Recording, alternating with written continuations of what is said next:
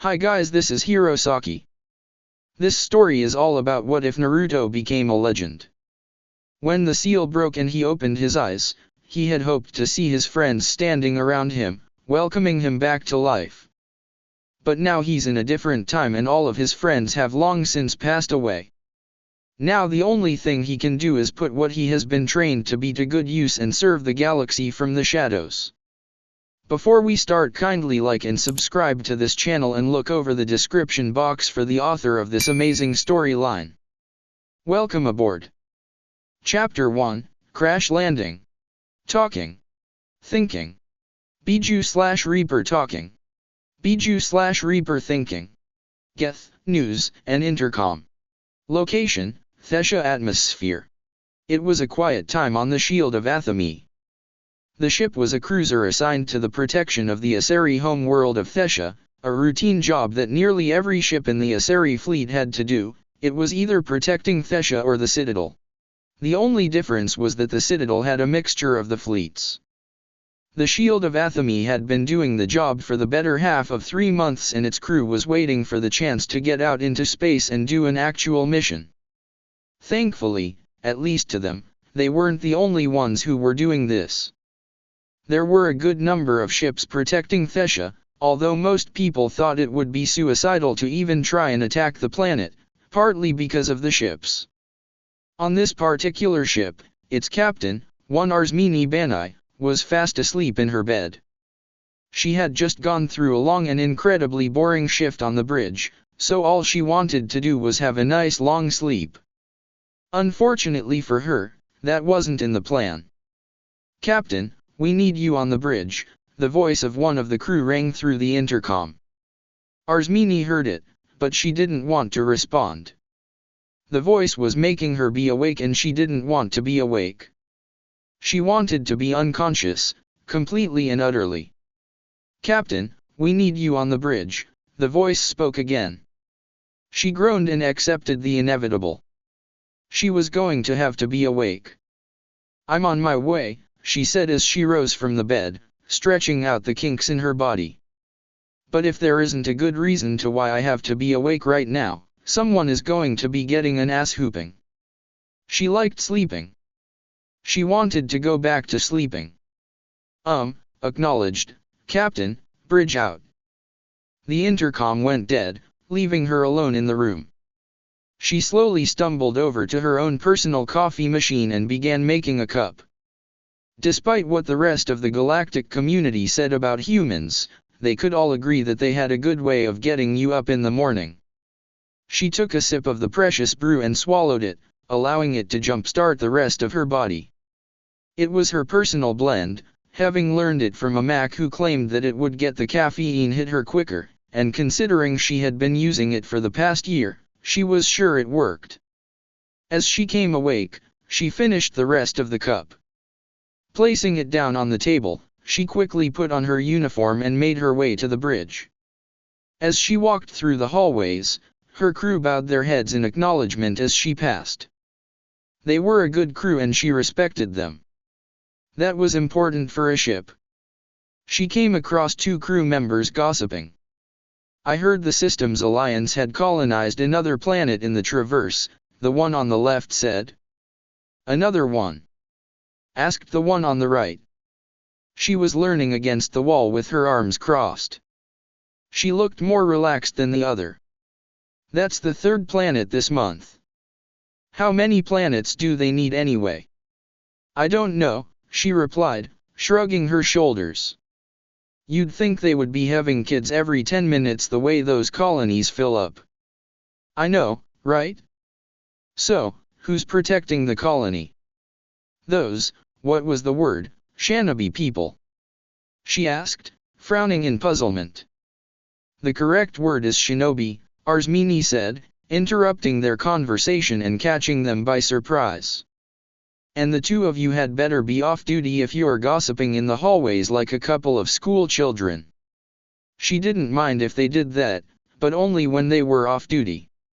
"We are, Captain," the left crew member assured her. Everyone knew how grouchy the captain was when she was woken unexpectedly from sleep. If someone pissed her off when she was like that, she was more than likely to take it out on her. Good, carry on then. She walked away, leaving the two alone to back to their gossip. As she walked, she reflected on what they were gossiping about.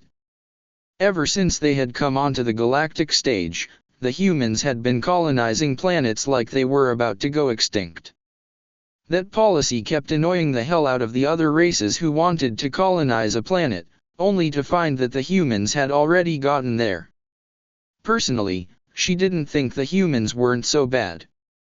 She had met a few, even spent one hell of a night with an Einherjar. They just seemed to be in a big hurry all the time. She walked onto the bridge, the doors closing behind her. Okay, what's so important that I need to be here? She asked, getting everyone's attention. They saw the annoyance in her eyes and knew how to respond. There's something on the radar, Captain.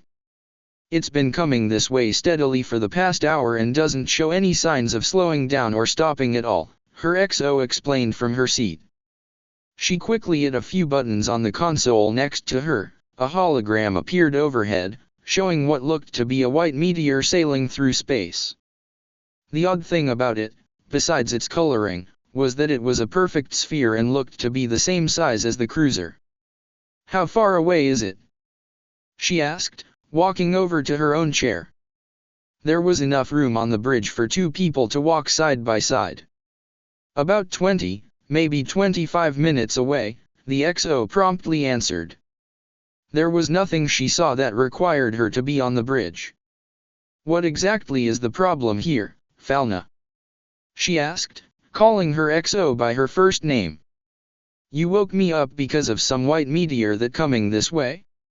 If you're worried about it crashing into one of the republics on the planet, just blow it to pieces before it does.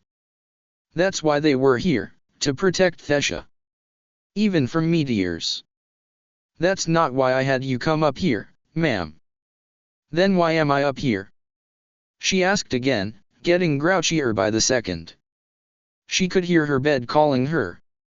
We did a scan of the meteor as it came onto the radar, to see if there was anything worth mining from it. It was standard procedure to scan any unknown object they encountered in space to see if there was anything useful. What we got was an energy reading that was powerful enough to power 10 dreadnoughts. If Arsmini had brought her cup of coffee with her to the bridge, she would have dropped it. Wait, are you sure about that? It was powerful enough to power 10 dreadnoughts. She asked, thinking she had misheard her XO. That's correct, ma'am, but that's not all. What else is there? We picked up a life signature when we scanned the meteor, she explained, a little hesitant. It was faint, but it's there. There's something alive in there. The captain demanded. This was getting weirder and weirder by the second. It seems like that, Captain. Both of them just stared in disbelief at the hologram of the meteor. The facts seemed almost ridiculous, and yet, they were right there in front of them. There was a meteor out there that was giving off an energy reading as powerful as 10 dreadnoughts and also had a faint life signature. Is the energy reading as ESO? Arsmini asked. If it was, then it would be the biggest deposit the galactic community had ever found. No, Captain, one of the nearby crew answered her. I'm checking all known energies to see if there is a match. Her fingers flew over the keyboard in front of her as she looked through databases. I think I have a match, ma'am, she announced. It's almost identical match to the energy that the Alliance military uses. Everyone on the bridge went silent at that announcement. Are you telling me that meteor is giving off a chakra reading? She knew the bare amount about chakra. It was an energy that could only be used by humans.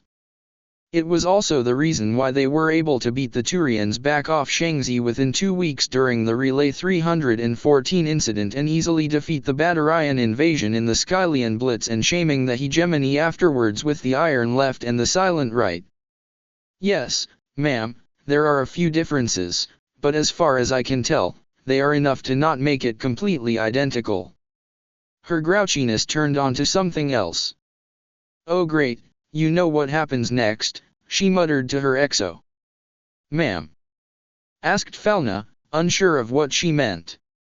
"We're going to have to contact the Alliance and inform them of our discovery. Then they'll come out here, take the damn thing back to their planet, and take it apart bit by bit until they find what's causing that reading," she grumbled. "With all due respect, ma'am, isn't that we were planning to do?"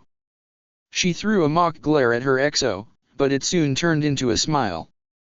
"You know me too well, Falna." "That's my job, Captain," she replied with a straight face.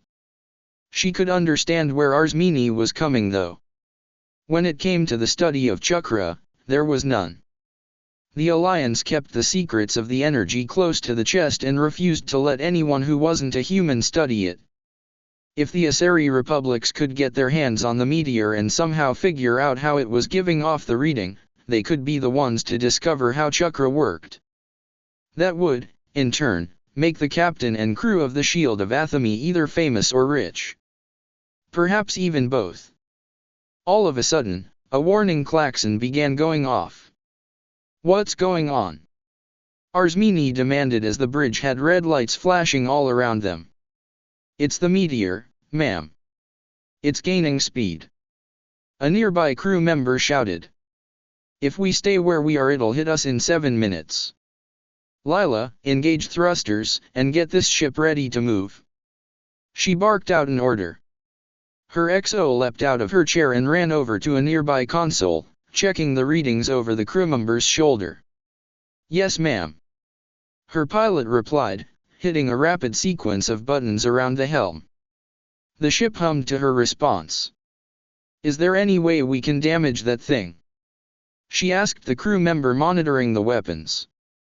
"Unknown, ma'am," the crew member replied. "We don't have any idea of how thick the rock is. We also don't know if the chakra will react if we do fire." "Incoming in 4 minutes," shouted Falna from where she stood, reading the screen. "Lila, will we be able to move away from its path?" Arsmini asked the pilot. "Yes, Captain," she answered. But she also looked worried. "But if we do that, the trajectory shows that it will crash in the middle of the Ceres Republic. Would we survive the crash with the meteor if we stayed put? Maybe if they could deflect it with the ship." She shook her head. "No, ma'am. In fact, I don't think that will even slow it down." "Incoming in 2 minutes," shouted Falna.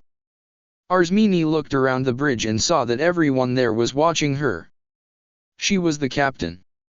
It was her decision to make. She could keep the ship where it was and hope that would be enough to stop the meteor, or order the ship to move and allow the meteor to pass by and sail into the atmosphere, crashing into the Republic below. Oh damn it all to Athame. I just hope the blasted thing crashes in a park. If not, I'll apologize later. The safety of my crew comes first." She silently swore. "Get us out of the way of that meteor, Lila, now," she ordered. "Yes, ma'am." Lila began to steer the ship out of the meteor's path. They all watched the screen as the meteor flew closer and closer towards them. It was almost too close for comfort, and for a moment, it looked like they would be hit by the meteor. But the ship was able to get out of the way just as the thing passed. "We're clear, Captain," she announced. Good. Now all they could was watch as the meteor went into the atmosphere. "Captain, the meteor's trajectory has changed," Falna stated, her eyes still on the screen in front of her. She whipped her head over to look at her exo. "What? Was it something we did?" "Maybe the thrusters," Lila suggested. "That might have been it." "I don't know," Falna said. "It looks like it just changed trajectory on its own." "The chakra?" Arsmini wondered. They didn't know what it could do. For all they knew, it could do that. Maybe. That was all she could give her captain. It wasn't important. They needed to focus on what was. Where's it going to land? From what this thing is telling, it's going to crash about 5 miles outside of the Ceres Republic. Alright, contact the matriarchs of that republic. Tell them what's going and tell the public not to panic, she ordered. While she was relieved that it wouldn't hit the republic, there were still going to be problems. Understood, Captain, the XO acknowledged. She quickly left the bridge in order to reach the comm room. The meteor fell through the sky with nothing trying to stop it. It didn't burn up in the atmosphere, as some on the shield of Athame had hoped. If a child on the planet's surface had looked up and saw it, they would have initially thought that it was a bright star about to hit the planet. They would have been half right. On and on it sailed, hurling even faster down to the ground now that gravity had control. It smashed into the ground 4 miles outside the Ceres Republic, sounding like thunder crashing, a volcano erupting, an earthquake splitting apart the surface, and a bomb going off all at the same time, deafening the air. It created a shockwave of energy that spread out halfway across the planet. When the shockwave went through a republic, it crashed everything, causing a blackout. Omni-tools went dead, people became stuck in elevators, and accidents were happening in the streets. These were only a few things that happened due to the shockwave. The people did everything they could to help each other out while the matriarchs assured the population that everything was being done to get the power back on and to treat those who had been injured. It was a shocking event but not one that would rock the Asari home world, as far as they knew. To them, it would be something to talk about later. At that moment, they were more concerned about assessing the damage and helping the injured. Because of that mindset, it took Thesha a week to remember that the cause of the blackout was outside the Ceres Republic, halfway embedded into the ground. When they did, it was all hands on deck. Chapter 2, Poking Around. Dr. Irzia Legos sat inside a tent, typing on an Omni-tool, watching as the words appeared on the screen in front of her. Dr. Legos Professional Journal, CE 2183, Entry number 12. Progress has been slow in studying the crashed meteor, she read aloud as she typed. Despite several different tests, we are still unable to figure out how the meteor is giving off the chakra reading or the life signature. Attempts to drill through have proven futile. Even though we have ascertained that the meteor is just ordinary rock, we cannot get past the first layer. I am currently unaware if the matriarchs or the council has contacted the Alliance, but I do know that when they get here, everyone who isn't a human is going to be kicked out of the area. After she finished, she took a sip of her coffee. Goddess knows that she needed it. Dr. Legos. The voice of one of the Solarian scientists, Kyrik, called out from outside. They're ready to try again. I'm coming, she told him, turning the screen off. She stood up and walked out of the tent. Kyrik was waiting by the tent flap as she came out. Why are we still doing this? The thing is too deeply embedded in the ground to pull up, and no matter what we do we can't break through the surface. Regardless, we must try, he replied as they walked out to the crash site. The area around the meteor had been sealed off by the Asari military as well as the Turian military and the STG. There was only one way to get into the area, and that was through a checkpoint. Anywhere else and would-be intruders would encounter armed guards blocking your path. Tents were set up everywhere. Some were for the study of the meteor while others were the cafeteria or where they slept. So what are they trying this time to get through? Dr. Legos asked him. They're going to have a Tomka fire around off at it and see if that can break through. She was able to look at him in surprise as they walked. Are you kidding me? Why not have a Krogan charge at the damn thing and see if he can headbutt his way through it? Actually, I think that idea was passed around a couple of times, he noted with a straight face. She could tell he was being sarcastic, though. She didn't like it. Don't give me that, Kyrik. I am not in the mood. She all but shouted at him, getting the attention of a few passers-by. I'm well aware of that fact, Irzia, he spoke calmly. They had worked together on a few projects before, so he knew what she was like when she got irritated. "Look, I know that this is the one possible chance you have got at studying chakra, but we're running out of time." She looked over at him. "What do you mean?" "I overheard the conversation in the communication tent. The Citadel Council has already notified the Systems Alliance. They'll be soon, so everyone's desperate to get this thing open. That means we're going to have a Tomka to see if it'll even make a dent." She stifled a growl when she heard Systems Alliance. After the 314 relay incident, she had been on the short list to study the energy called chakra. She had been so excited to study this new energy, practically biting at the chomp for the information to come in so she could start her work. She had been in contact with other people who had been on the short list, sharing theories and methods. They were all so confident they would be able to figure out the energy without breaking a sweat. But their excitement turned into ash when the Alliance refused to let any of the other races study chakra. She knew for a fact that there were howls of outrage and protest when the short list got the news. They made protests, tried to convince the Alliance to let them see it. They weren't the only ones. Several military manufacturers and even the council wanted them to give the information. The only thing they did give was a list of jutsu and their effects, but that was it. She wasn't the only one who thought the Alliance was being paranoid and selfish. "Do we have an exact date on when they'll be here?" she asked. "From what I could hear, they're beginning the process of picking their scientists and loading the ship. If I had to hazard a guess, I'd say 3 days. That's how long we've been working on it," she noted ironically. "The Alliance moves fast. Maybe they had someone in the camp." The buzzer on the site intercom went off. "Your attention please, the Tomka is ready to fire.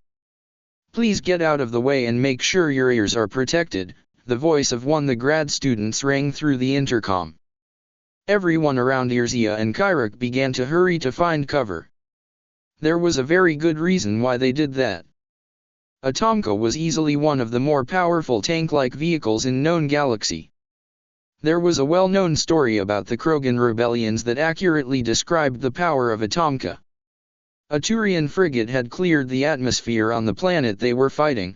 The name of the planet varied depending on who's telling the story, but had gotten in range of a Tomka. The Tomka fired off one round and it went right through the frigate. The only real problems with the Tomka were making sure people outside didn't go deaf, which the sound of the round being fired would do for about 5 weeks if ears weren't properly protected, and making sure no one was run over. As the Tomka rolled up to the front of the meteor, both Irzia and Kairak ducked down a metal barrier, close enough to see the action. Kairak quickly offered her a pair of noise-canceling earbuds. She took them with a nod of thanks and swiftly put them in her ears. They waited for a couple of minutes before feeling the vibrations through the ground given off by the Tomka firing the round.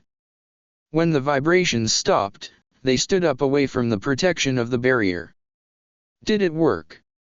Irzia asked as she took out the buds. She couldn't see the meteor through all the smoke. "I'm not sure," Kairak answered. "We'll have to wait until the smoke clears." They walked around the barrier and made their way closer to the meteor.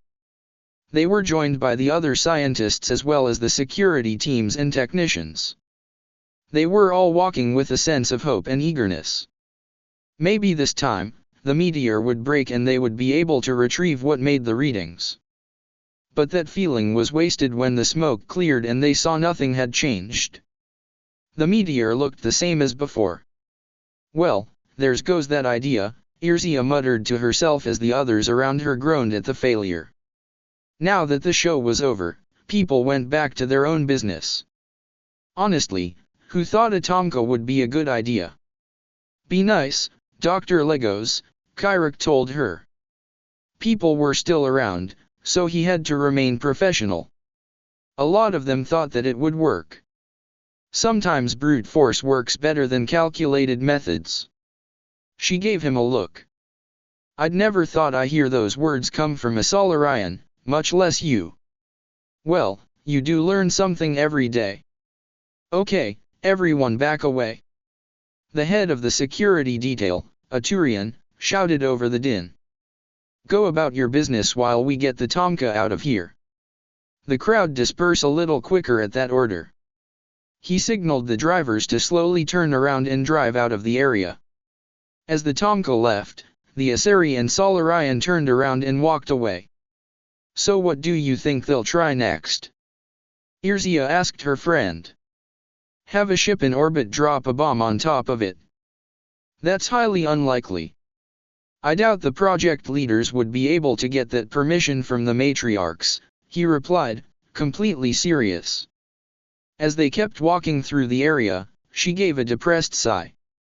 We're not going to get that meteor opened, are we? She asked, pinching the bridge of her nose. That's also highly unlikely. He admitted. He didn't like any more than she did, he was a scientist after all, but they had to accept the inevitability of the situation. The Alliance would come in, somehow pull the meteor out from the ground, and take it back to Earth while their scientists looked it over on the way. They would probably have it opened before they even reached their solar system. So much for finding out the secret to Chakra, she grumbled. There went her hope to study it. Goddess, she was never going to get her hands on it, was she? Cheer up, Irzia. Who knows? We just might get through it before the Alliance arrives, he tried raising her spirits. When she got depressed over something, she would begin to think that it was hopeless and couldn't be done. In his personal experience, a determined and stubborn Irzia Legos was a happy Irzia Legos. She smiled at him. I appreciate what you're trying to do, Kyrik, I really do. But I know that this project isn't going to go anywhere anymore. She briefly stretched her back, trying to get rid of the knot there. He made a point not to look at her while she stretched. There were moments in their relationship he was sure she did things like that on purpose.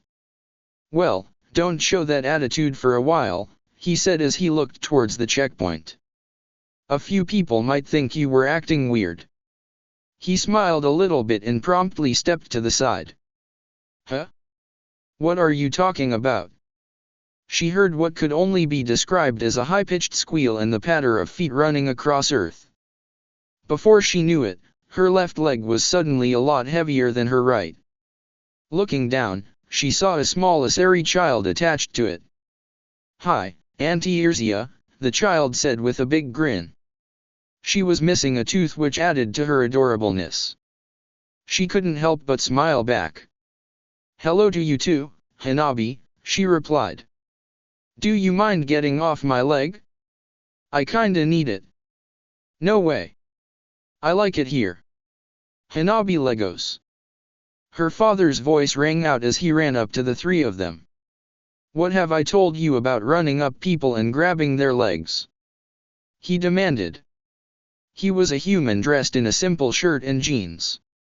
His hair was long and brown, flowing freely down his back. The thing that caught your eye about him was ironically his eyes. They were pure white and looked like they had no pupils. To aim low, run fast, and do my best to bring them down with me. She answered promptly, smiling at her father. You did teach her that, dear, an Asari woman told him with subdued humor as she joined them. Hanabi, please get off your auntie's leg. She can't walk around with you on, she told her daughter. Do I have to? Hanabi asked in a whiny tone. She liked the leg. Yes, you have to. Otherwise, you won't get dessert tonight at dinner. And she knew how much her daughter liked Asari desserts. All right, I'm getting off. She detached herself from the leg and walked over to her father's side. She reached out and took hold of his hand. Thank you, dear. She turned to face her sister. Hello, Irzia. Have you been well? She asked in greeting. Yes, I have, Ligia. Thank you for asking, she replied before smiling.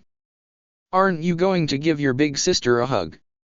Ligia quickly engulfed her in a bear hug, which she returned with equal measure. Even though she was 200 years older than her, Irzia loved her little sister all the same.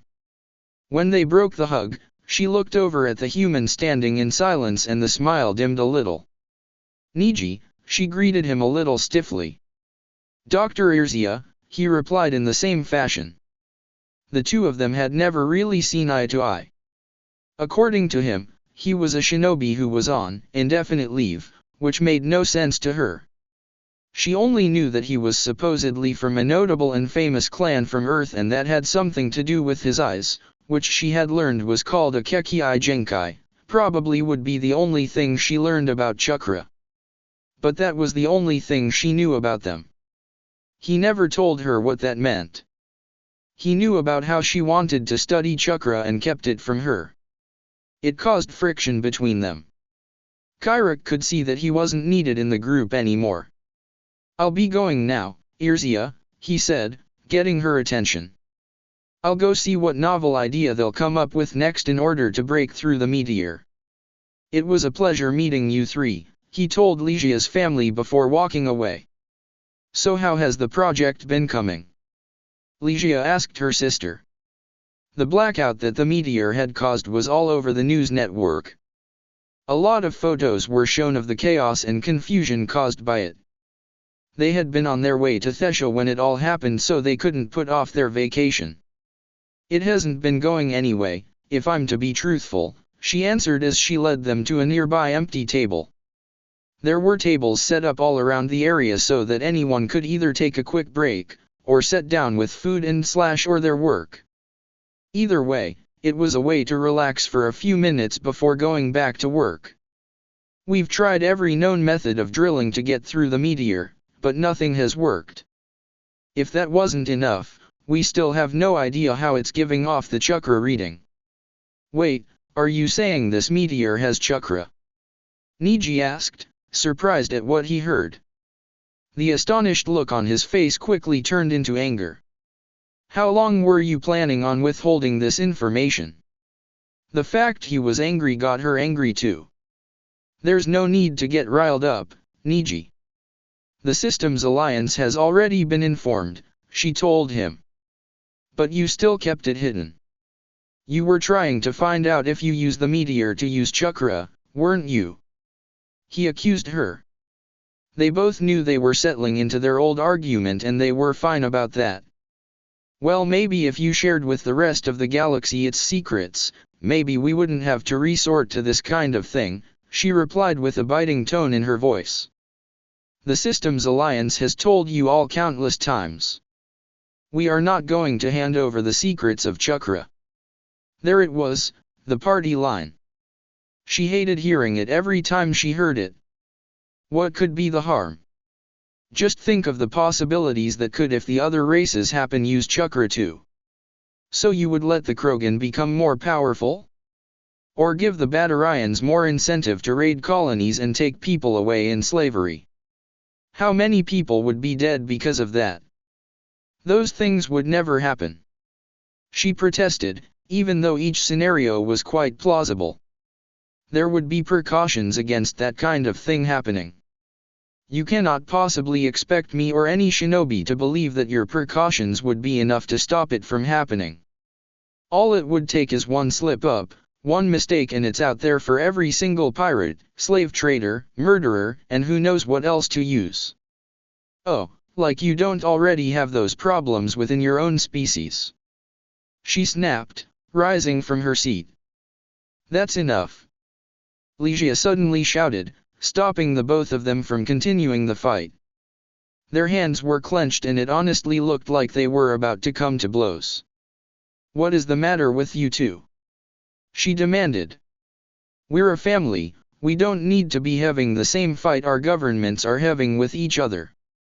And the both of you are scaring Hanabi. They glanced down. Hanabi was frightened. She had never seen her father and her aunt get into an argument. Sure, they had a few words of disagreement once in a while, but now they looked like they were about to fight. Niji and Irzia shared a look. They remembered the agreement they made. They didn't have the fight in front of Hanabi. Sorry for scaring you like that, Hanabi, Irzia apologized to her niece.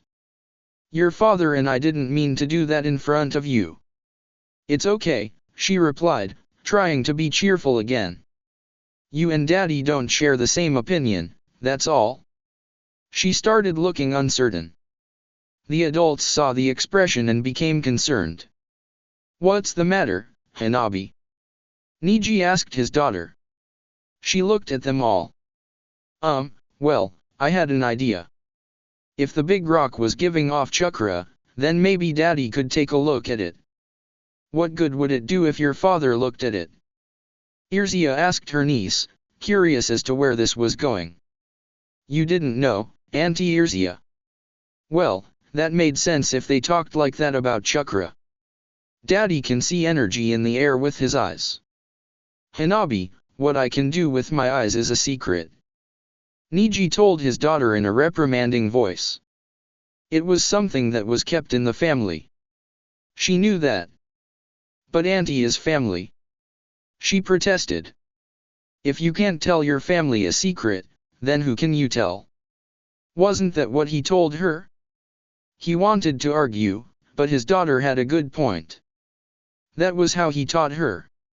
If you can't trust your family, who can you trust? Of course, he was fairly certain that saying didn't consider an Asari who wanted to study chakra so very badly.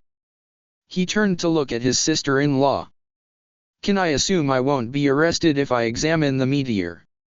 He asked her. Everyone already knows that the alliance is coming, so people won't be concerned if you're here. I'll just tell them you're on leave for a couple of weeks so you can be with your family, she answered. I am on leave for a couple of weeks so I can be with my family. She didn't know what was more irritating, the fact she knew he was being sarcastic or that he was able to do it with a completely straight face. Good, then we won't have a problem. Okay.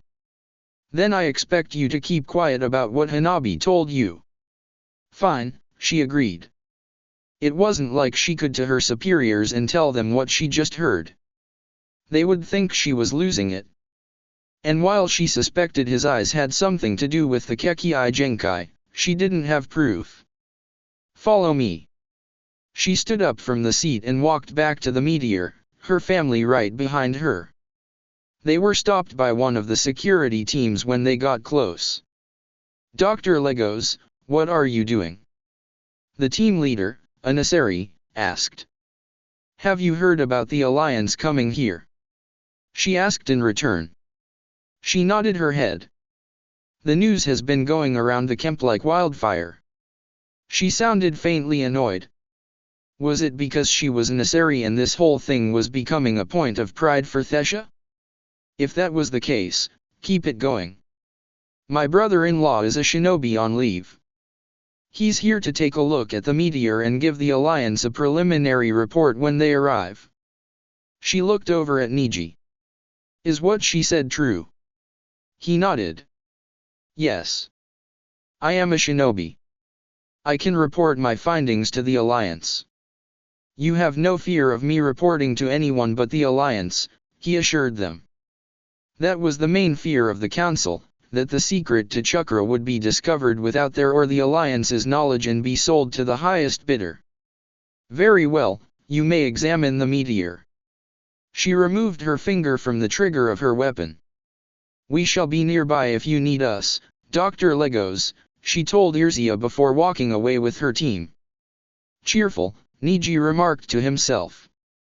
We're not exactly a cheerful lot the way things have been going around here, Irzia reminded him. Just do whatever it is you're going to do and get it over with. Be nice to my husband, Irzia, Ligia told her sister. She flashed her a look that said she was behaving, but that was it. Niji turned his attention to the meteor. All right, let's do this. He folded his hands into a hand seal. Byakugan. The veins near his temples bulged out enough to be seen by the visible eye, which startled Irzia. But once she got over it, the scientist in her kicked in. She started studying the eyes, seeing just how the jutsu was affecting them. He did seem more focused than he had been moments before. Her sister gave her another look. She realized what that look meant and stopped. Niji's attention was engulfed by the meteor. Kami, you weren't kidding when you said this had chakra. It's bathed in it. What he saw was the entire meteor completely covered in chakra. The energy covered the meteor like a second skin, burning fiercely. That would explain why you haven't been able to get through. The chakra's protecting the meteor, he told her. It can do something like that? Ligia asked in astonishment. She knew biotics could produce kinetic fields that acted like shields. But she also knew that it's required to have a person using biotics to do something like that. She had never heard of something like this before, at least biotic-wise. Not even humans know everything about chakra, and we've been using it long before we met the rest of the galaxy, he told her. When she heard those words, Irzia realized something important. Humanity refused to let the other races study chakra was because they still didn't know everything about it. Even though there were still some studies, the galaxy pretty much knew everything there was to know about biotics, at least in her humble opinion. If humanity didn't know everything about chakra, it would make sense that they don't reveal everything they knew. But that was only one reason. She was sure that there's more to it than that. That's odd, Niji said aloud, bringing her attention back to him. The chakra is different. There's something else in it. What do you mean by different? She asked. Usually, chakra is made up of only two energies, spiritual and physical. If he was aware of Irzia listening to everything he said, he didn't care. The meteor seems to have a third energy in its chakra. Is that new? Ligia asked. No. I think the third energy is natural. He frowned in concentration. If I remember correctly, the only people who could utilize that energy are called Senin, sage. Oh, that's problematic. Why, Niji? The last known Senin were the third generation of the Densetsu no Sunin, and they died in the War of Three Flags, almost 2,000 years ago. Even as he said the words, he couldn't help but shudder. The Unreikyo massacre was a dark day not only for the war but the entire history of humanity. That's funny, Irzia remarked. According to the carbon scans we've done, the meteor is just a little over 2,000 years. Maybe it had something to do with the war he mentioned. She would have to do some research. But that still doesn't explain how the chakra is being generated or what causing the life signature. What life signature? Ligia asked her sister, turning to face her. From what we can tell, there is something alive inside the meteor. That's why we've been trying to drill through, so we can find what's in there. Niji narrowed his eyes, trying look past the barrier of chakra and into the meteor itself. There is something, he said as he concentrated. I think I see someone in there. I'm not sure, but it looks human-like. Hey Daddy, look at this. Hanabi called out, breaking his concentration and turning off the Byakugan. While the adults had been looking at the meteor, she got curious about the thing itself. So, she decided to look at it better. That meant she had to get closer to it. When the adults looked at her, she was like a speck compared to the meteor. There's something craved into the rock right there. She pointed up to a spot that Niji could easily touch just by reaching out. But she was smaller, so she had to stand on the tips of her toes to reach it. Before anyone could stop her, she reached up and touched the spot. As soon as her fingers grazed the rock, the entire meteor lit up like a blue light, the chakra becoming visible. Everyone in the area fell to their knees as they felt an overwhelming sensation. The Enederkemp was held in the grip of that sensation. It was nothing they could describe with words even if they tried. What came from the meteor took over everything they were capable of feeling. It was a chaotic mess of emotion. It all one could do to separate them into conscious aspects. When they did, they felt sadness, desperation, pain, and anger, but it was all too much. Words didn't so much appear in their minds as they boomed, engulfing everything they could hear or think. What?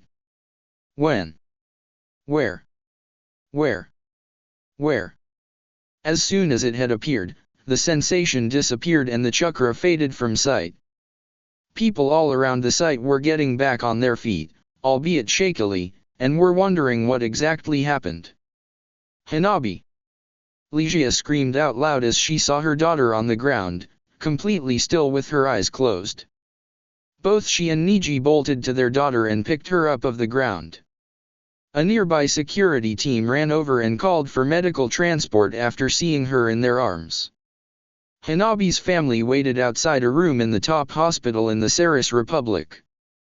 Once the medical transport had gotten to the crash site, they had whisked her away to the nearby republic in order to make sure she was okay. That had been 2 hours ago and her parents were still worried. Irzia was also worried, but she was angry too. Something had happened to her niece and she didn't know what. The scientist in her was curious about what had happened to cause such a reaction. It was drowned out by the rest of her that was angry that Hanabi seemed to be harmed.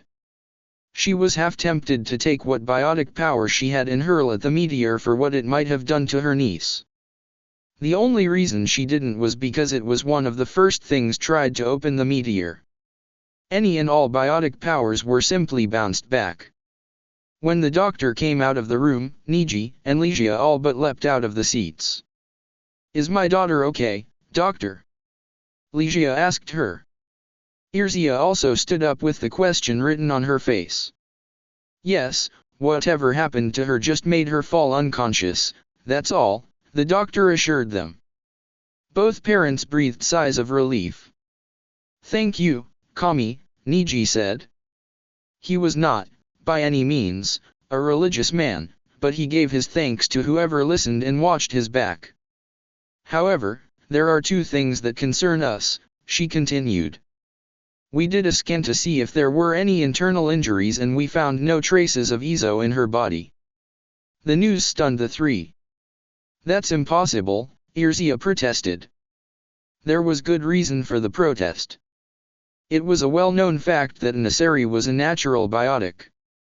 The 2 went hand in hand. The doctor looked just as stunned. "We did a second scan just to double-check and we got the same results. Somehow, Hanabi has lost the ability to be a biotic." Although he was stunned by those words, Niji didn't dwell on it. If his daughter was okay, then it didn't matter whether if she had biotics or not. He chose to focus on what the doctor had said. "You said that there are 2 things that you were concerned about?" he asked her. "Yes." "What was the color of Hanabi's eyes?" "What do you mean?" Ligia asked. It was certainly an odd question. "They're brown. We checked her eyes to see if they still reacted to light. Her eyes have turned completely white and it looks like she has no pupils either." Both Irzia and Ligia looked over at Niji, who had the exact same eyes as the doctor described. "That's not possible," Irzia softly protested. "Asari children are always pure Asari. They receive nothing from the father, not even DNA." "I'm sorry, I don't know how else to explain it," the doctor replied. Irzia was getting angry. Why was she saying something that was impossible? The 2 of them would have gotten into an argument had Kyrik not turned the corner and saw them. "Irzia, there you are," he said as he hurried over to them. "How is Hanabi?" The doctor took the moment to go about her duties. She would come back later to check up on her patient. "She's fine, for now," she told him, omitting the fact about her not being a biotic and her eyes had changed. For now, it was best to keep it between the family and doctor. "What's happening at the site?" She hadn't thought about it since they arrived at the hospital. "It's been complete chaos.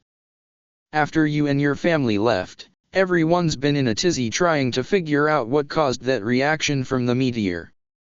Apparently when we were all brought to our knees from that presence, the chakra readings had spiked to a tremendous level. It seems that the spike in the chakra reading is connected to the sensation we all felt, he explained. That made sense. And it was a little obvious. If she hadn't been focused on her niece, she might have seen that. What about the spot Hanabi touched? He nodded. We've been going over it in full protection gear too. Nobody wants what happened to occur twice in a row. We've managed to get a digital image of the carving, but we can't make any sense of it. He handed her a data pad with the image of the carving on display. She took and looked it over. The image was of 5 symbols encircling what she knew to be a kanji, and there was a phrase inscribed over it all. But she had no idea what the symbols were, and she didn't know how to translate the kanji. She was lost. Niji must have seen how lost she looked because he went to her side. "May I take a look?" he asked. She nodded and wordlessly handed him the pad. As he looked at the screen, his eyebrows furrowed into a concentrated look. Everyone waited to hear what he would say. "What do those symbols mean, Niji?" Ligia finally asked her husband, breaking the silence between the 4 of them. He glanced up at them. "These are the symbols of the hidden villages. They belonged to the 5 great shinobi countries," he told them, gesturing to all 5. "But those symbols haven't been used since the 4th Shinobi World War. What the hell are they doing on a meteor?" Puzzling, but so was it all. "What does the kanji mean?" Irzia asked him. "It's the kanji for seal, but I don't understand why." He trailed off as he looked at the phrase. "Shinjutsu no Kaimusho," he read aloud, his voice turning from puzzled to nervously awed, a strange mix for everyone to hear. He went over the information that he had heard regarding the meteor. "Irzia, how old did you say the carbon dating was on the meteor?" he asked, his voice still carrying that strange mix. "Just a little over 2,000 years old," she promptly answered, wondering why he had asked. She had told him this at the crash site. That was all he needed to hear to connect the dots in his mind. "Merciful Kami," he swore, surprised and reverent. Looking around them, he reached out and grabbed a nearby nurse. "Does the hospital have a secure communications room?" he demanded urgently. The nurse was surprised by the sudden grab and the human looking at her intently. But she did her best to answer. "Yes, there is," she answered, hoping that her voice didn't wobble or break. "It's on the 2nd floor in the left wing." "Thank you." He let go of her and she did her best not to scurry away. She was intimidated, but she tried to be professional and kept walking.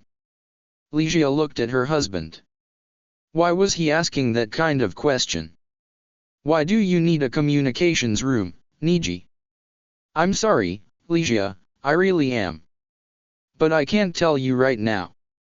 I have to get in contact with my superiors. I'll be back as soon as I can." He took off down the hallway, leaving behind 2 confused and mystified sisters as well as a Solarian. Chapter 3, Open Sesame. Niji and Ligia waited at the Ceres Republic spaceport, watching the Alliance ship landed. It was a frigate, brand new, if Niji had to guess, and its name was clear on its side. "The Normandy," Ligia read aloud. She glanced over at her husband. "You humans sure do love naming your ships after battles," she said. "It's a way of reminding us, I guess," he replied shortly, keeping his eyes on the frigate. The smile fell from her lips. Ever since they learned about Hanabi's new conditions 3 days ago, he had been subdued and quiet. He had spent those days sitting by Hanabi's bed. The only time a smile came across his face was when she was awake. Even though Hanabi had simply been knocked unconscious, she still remained in the bed at the hospital. Though the doctors said it was so she could get some rest, they both knew the real reason why. They weren't going to let her go until they knew just what had happened to her. The ship docked and the hatch opened. The first person to step out was a man with dark skin, showing his ethnicity was partially from the Land of Lightning. His hair was cut short in military fashion and he wore his uniform proudly. Behind him was another man, much older and who also wore his uniform with pride. He also carried scars on his face from battles he had fought. Both men swept the area for threats, a habit caused by training. They noticed Niji and Ligia waiting nearby and walked over to them. Admiral Hackett, Captain Anderson, Niji greeted them, giving them both a salute. "Hyaga," Hackett said, returning the salute. So did Anderson. "I take it the crash site is secured." "Yes, sir," he said with a nod. "The Ninth Fleet had answered your signal and sent a ship here." The Marines along with additional men on board came ashore and secured the crash site, relieving the military presence already there. The other races hadn't been happy about it, but orders were orders and the Alliance had the jurisdiction. "Good. We'll begin making our way to the crash site," Anderson told him before engaging his comm. "Presley, have the precious cargo come out." With a few minutes, 4 teams of shinobi exited the ship. In the center of the formation, 2 samurai carried what looked to be an ancient chest. All their expressions were dead serious and looking for any possible signs of dangers, which would have seemed out of place for anyone who didn't know what the chest was. To them, the chest didn't look like it was worth that detail of protection. It was small and old, but the samurai carried it like they were afraid it would break if they held it wrong. Ligia was surprised by the show she got. "What is that?" she asked, curious about the chest. "That is the cause for the incident with the thieves last year," Hackett told her briefly. She didn't bother asking what he meant. She knew what he was talking about. In the past few years, a group of thieves who were from multiple races were active in the galaxy. They called themselves the Nebula Gang and were infamous due to the fact they were able to steal anything from anyone without being caught. However, they didn't keep their identities secret. As a matter of fact, they flaunted them every chance they could, often posting videos showing their successful heists. Despite numerous protests for them to be arrested, they kept getting away scot-free. This was mostly due to their highly rich parents, who kept paying off the right people to ignore it all. The Nebula Gang eventually decided to break into one of Earth's highly protected vaults, in order to steal what was inside. However, they had made 2 mistakes. The first was that they decided to try to break into the vault underneath Konoha, where some of the Alliance's most valuable treasure were and therefore, had the highest possible grade of security. The second was that since they didn't have a single human member, they had no idea how chakra worked or how integrated it was into the security. When they tried to break in, they were caught before even getting past the first level of security. Instead of being released after money had exchanged the proper hands, like they had expected, the gang had placed on public trial, given court-ordered lawyers to prevent their family lawyers from taking over, were found guilty, and were swiftly executed. The following result was a huge fuss created by the parents, who accused the system's alliance of being barbaric, that their children should have been put in prison, not executed. The alliance replied that if there was anyone who should be blamed, it was the parents for being poor ones and that the thieves should have realized what would happen when they got caught. Stealing from a person was one thing.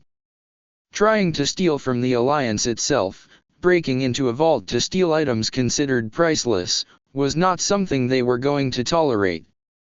After that statement was released, the blame had been shifted from the alliance to the parents. Ligia had also heard to drive the point home even further. The alliance kept the bribe money the parents had paid them and thanked them for their donation. As far as she could tell, they were still having difficulty retaining a good public image. "There is one thing I should mention, sir," Niji spoke, getting the Admiral's attention. The ship that came was in the midst of having its medical bay equipment updated as well as getting a new installation. So, unless the Normandy has the necessary equipment, we'll have to use the local hospital. "Very well, I'll be sure to notify the chain of command about this," he replied. They watched in silence as the chest and its security was loaded into the nearby elevator. "Son, I hope you're right about this. If you're wrong, it could very well end your military career," he said in a cautionary tone, being careful not to make it sound like a threat. "Sir, if I'm wrong about this, I will resign from the military myself," he replied, having caught the caution in Hackett's words. His wife was a little surprised by that declaration. It left her wondering just what he had done. Anderson smiled slightly when he heard that. He admired the fact that the conviction of the man in front of him. "If you gentlemen, and lady, will excuse me, I have to ensure the precious cargo gets to the crash site safely," he said to the other three. "Understood, Anderson. We will meet you there." Hackett gave him a salute, which he returned before walking away and getting into the elevator, joining the security. They watched in silence as the doors closed and the sound of the elevator going down faded away. The silence grew somewhat awkward as they stood around. Niji looked at the Admiral. I take it he came with you?" he asked hesitantly. He felt conflicted about what was coming next.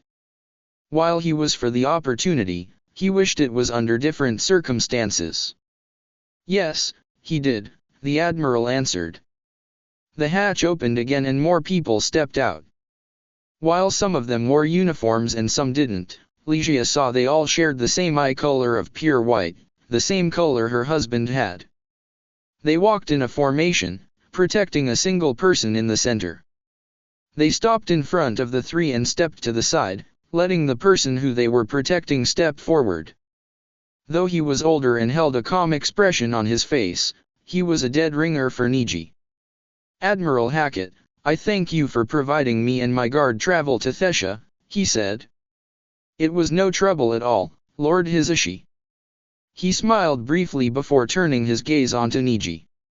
"Niji, I hope you have been well," he said, his calm expression replaced with slight warmth. He was glad to see him, but they were in public and he had to behave accordingly. "I have, Father," Niji greeted him in return. "You remember my wife, Ligia?" "Yes, I do." He looked at her. "You haven't aged a day, dear." "You flatter me, Lord Hyaga," she replied with a smile. She had met Niji's father before, at her wedding. She remembered him as a man who smiled at the antics of the children there. But he could be stern, like when he had struck one of his clansmen, who had gotten drunk and insulted Niji and her at the same time, and ordered him to leave. When the drunk clansman objected, he was thrown out instead. Afterwards, Niji's father apologized to everyone there and to them as well. "I take it that Hanabi hasn't left the hospital?" Hisashi asked. While it was good to see his son and daughter-in-law, it was the situation with his granddaughter that forced him to come here. When he had heard the news from his son, he had been floored. Then he quickly chartered a flight to Thesha. Thankfully the Alliance military was there to help him along. Niji nodded. "Ligia's sister is keeping an eye on her. Well, we might as well go see her." He started walking towards the elevator, with his guard close behind as well as Niji, Ligia. Hackett stayed, believing this to be a family situation, so he was not needed. As soon as they left, he went back on board the Normandy to inform the rest of the chain of command about the hospital situation. Irzia sat outside Hanabi's room, waiting for Niji and Ligia to come back or for Hanabi to finish the book she was reading. Hanabi always enjoyed reading ever since Niji first cracked open a book to read to her. When she started reading, she was engrossed in her own little world and got annoyed when someone brought her back to the real one. But while she read, her aunt was having a mental argument with herself. The scientist part of her wanted to keep Hanabi on Thesha and study her in order to figure out how she had gotten chakra and discover a way it could be given to others. The two foremost solutions that came to mind were cloning or when she could breed. The other part of her, the part where she was a person, and the bigger part, refused to let that happen to her niece, not even if it would greatly benefit the Asari. For fuck's sake, she wasn't some specimen in a lab. She was a child. While she argued with herself, Niji, his father, and Ligia came around the corner. "Irzia," Ligia called out, getting her attention and making her standing up. "My father-in-law is here to look at Hanabi to confirm what Niji has suspected." "Lord Hyaga," she greeted formally, bowing her head. He returned the gesture. "Thank you for watching over my granddaughter, Dr. Irzia." Hisashi replied. "Is she asleep?" Niji asked his sister-in-law. She shook her head. "She was awake and reading, last time I checked." He walked over to the door and knocked on it before opening it. "Hanabi, your grandfather is here to see you," he told his daughter, who was sitting in the bed with book in hand. She looked up with interest. "Grandpa's here?" she asked, putting the book aside as her father walked into the room. "Indeed, I am," Hisashi said as he joined his son and granddaughter in the room, sitting beside the bed. Ligia came inside while Irzia and the Hyaga guard all crowded around the door. "And I believe I've told you before to call me grandfather. It is much more respectful than grandpa." "Oh, not this argument again. How many times were they going to have it? But calling you grandpa is the same thing as calling you grandfather," she objected. "It's just less of a mouthful." I take it the two of you have had this argument before?" Irzia asked as she watched. It certainly sounded like it. "Many times," Ligia assured her sister. It was a friendly little argument between the two of them, one that her daughter took more seriously than her father-in-law. If she didn't know any better, she would think that he looked forward that argument. "But anyway, why are you here, Grandpa?" Hanabi asked him, acting like the recent conversation never even happened. "What? I can't visit my own granddaughter for no reason?" Hisashi asked in a mock-hurt tone. "Only when it's my birthday," she replied with a straight face. The Hyaga guard had to stifle both smiles and chuckles, but they were hard-pressed to do it. It was very rare to see Hisashi Hyaga being one-upped by someone, so it was entertaining when it did happen. He acknowledged the jab with a slight nod. "Fair enough. But the truth is, Hanabi, I am here to see you. Do you remember what happened to you 3 days ago?" She frowned as she tried to remember. Kinda, I can remember everything up till I saw something carved on the big white rock. But after that, I just remember waking up the next day in this bed.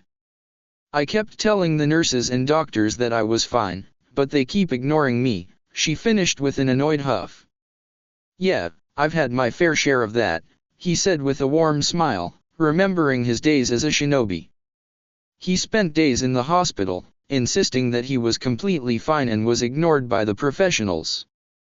"But the doctors and nurses have kept you here so I could come and talk to you." It was a lie, but she didn't need to know that. "Have you been given a mirror, Hanabi?" "I know what my eyes look like, Grandpa." "I'm not stupid," she told him with another annoyed huff. "I never said you were. Have your eyes done anything that feels odd to you?" She thought it over before answering. "There were a few times when I woke up. I thought I could see through walls and outside the hospital, but that was usually when I still groggy from waking up, so I didn't think anything of it." "I see." Even though he didn't turn his head to behind him, he knew that his son, daughter-in-law, and guard all shared a look. Hanabi had just described some of the abilities of the Byakugan, but had thought it was a mere trick of her sleepy mind. There was just one thing else he had to check. "Hanabi, do you mind if I look at you with my Byakugan?" "No, I don't mind." "But why do you want to use them anyway?" "I just want to check something, dear." He folded his hands into a hand seal. "Byakugan," he muttered, activating his eyes. He carefully examined his granddaughter before deactivating the Byakugan. "I thought as much," he said with a sigh. Niji looked at his father.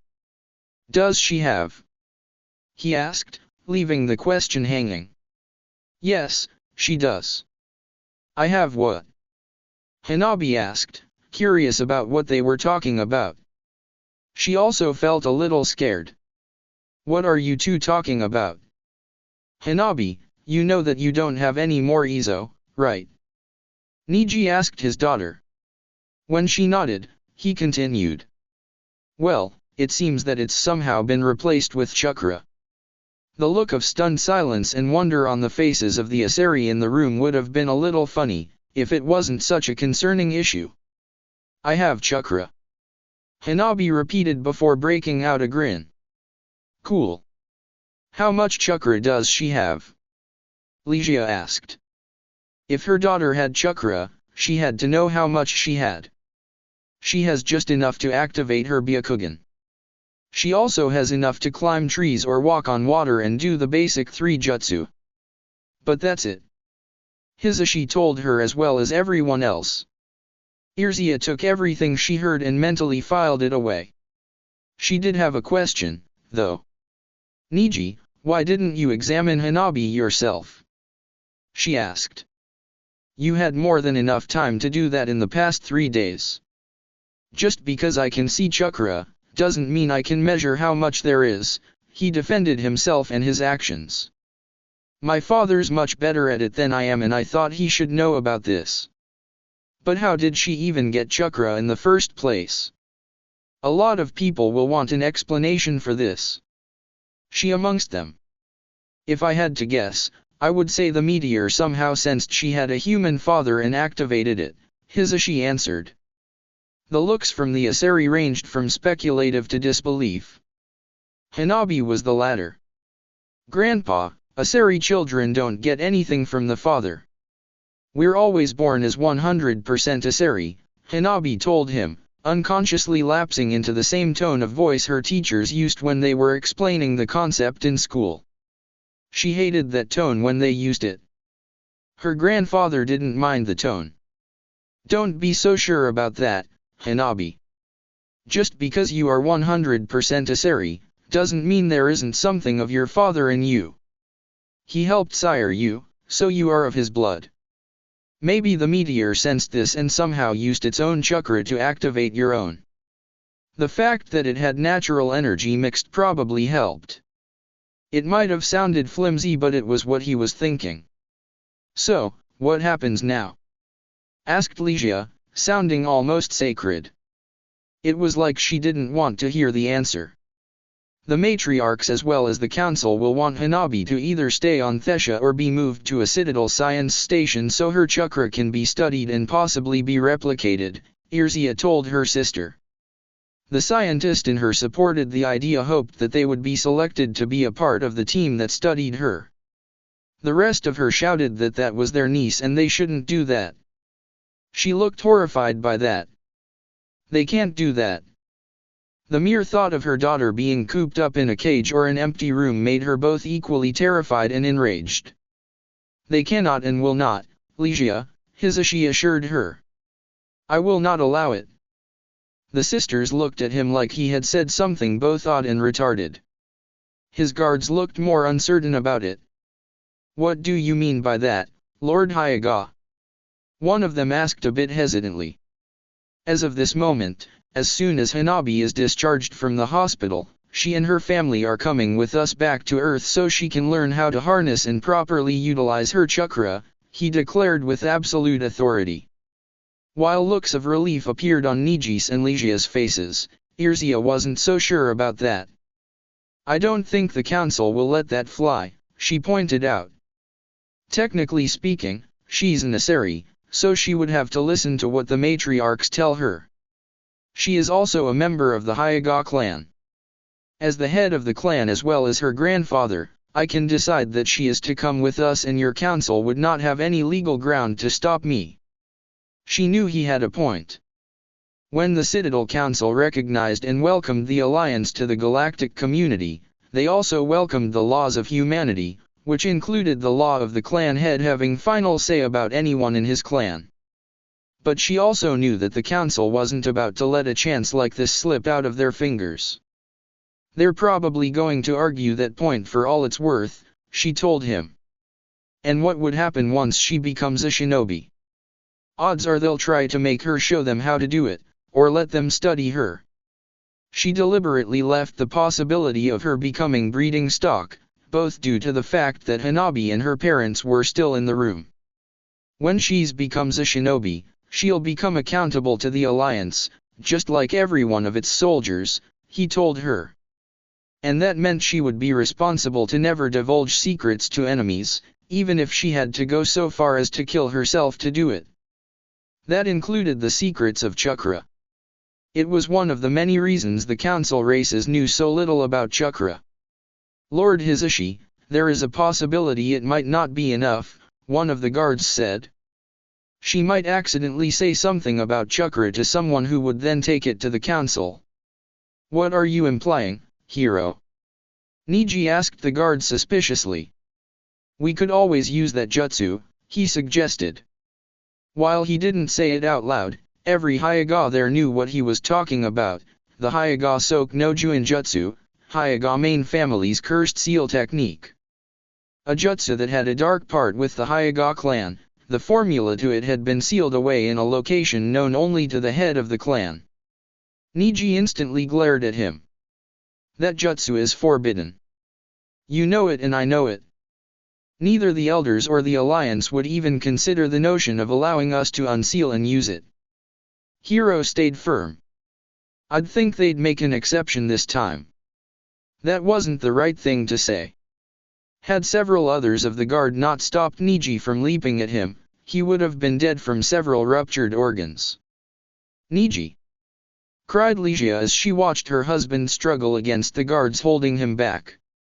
She knew that her husband was dangerous, but she had never seen him try to attack someone so viciously. The guards were doing their best to keep him away from Hiro. He wasn't making it easy for them. Calm down, Niji. One of the guards, Kyo, pleaded with him. He wasn't paying attention to the guards. His eyes were on Hiro and only Hiro. You ever even think of suggesting that again, I will kill you. Got it? He yelled at him. Niji, you compose yourself. His father ordered, sounding like the clan head he was. This is a hospital, not a street or even a battlefield. He was still furious, but his father had a point. He forced himself to breathe and restrain his fury. Once he was certain he had it, he stopped struggling against the guards. Have you calmed down? Hizashi asked him. Yes, sir. He answered, speaking to the clan head and not his father. Good. He turned to look at Hiro, who was a little shaken at the display of rage Niji had shown. But that was nothing compared to the fury in his lord's eyes. However, the threat still stands, Hiro. If you ever suggest such a thing again, I will kill you myself. Are we clear about that? He asked in an ice-cold voice. Yes, Lord Hizashi, perfectly clear, he admitted.